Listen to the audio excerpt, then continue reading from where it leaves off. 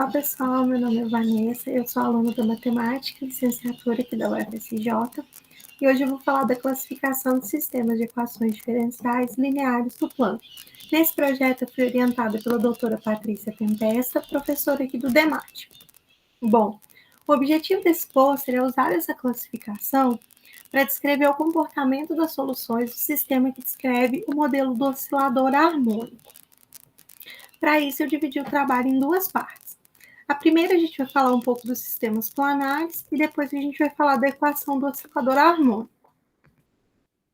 Nos sistemas planares, a gente vai se atentar à descrição geométrica das soluções dessa equação linear vetorial descrita por 1, que está sujeita a essa condição onde K1 e K2 são números reais e A é uma matriz 2 por 2. O sistema 1, ele é um sistema de equações diferenciais autônomas. O que isso quer dizer? Isso significa que ele é composto por equações que são invariantes pela ação do tempo. Então, ele está numa das suas versões mais simples. E a geometria dessas soluções, ela vai ser caracterizada pelos autovalores que a matriz A vai nos fornecer.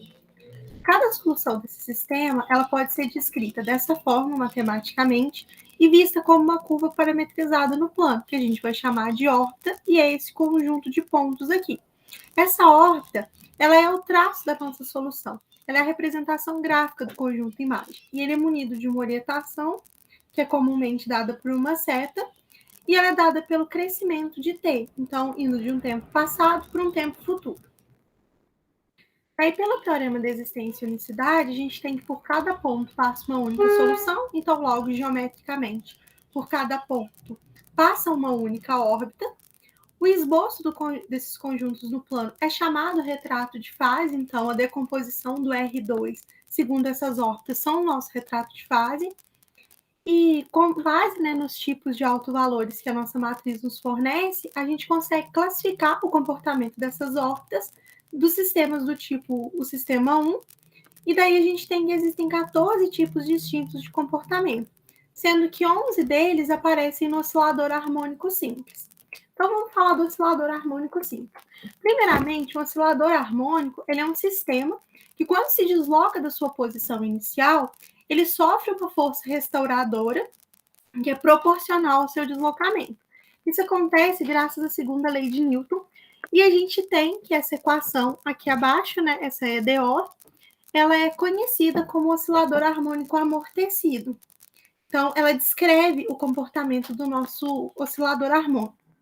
E aí a gente tem que, se a gente considera x1 dessa forma e a sua primeira derivada dessa, a gente obtém um sistema que é equivalente à nossa EDO, e aí a gente tem a seguinte matriz associada.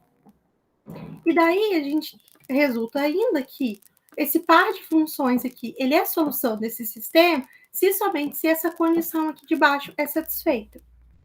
Analisando o polinômio característico da nossa matriz companheira, a gente tem que os autovalores eles podem ser matematicamente descritos dessa forma. E aí a gente tem que para o delta maior ou igual que zero, a gente obtém autovalores reais, e para o delta menor que zero, complexos. A gente vai analisar o comportamento das soluções desse sistema harmônico de acordo com a nossa EDO, descrita aqui, modelar ou não o sistema mola-partícula. Então, a gente vai fazer a variação de P e de Q e analisar em cada quadrante. Então, no primeiro quadrante, a gente tem que modela, e nos demais, a gente tem que não vai modelar. Aqui está a análise do comportamento das soluções por quadrante, das soluções da nossa EDO. Então, a gente tem que aqui sobre a parábola, a gente vai ter o delta igual a zero. Então, a gente tem autovalores negativos e iguais. Aqui, a gente tem autovalores complexos conjugados. Então, a gente tem um delta negativo, assim como aqui. Só que aqui, no nosso centro, a gente tem autovalores imaginários puros.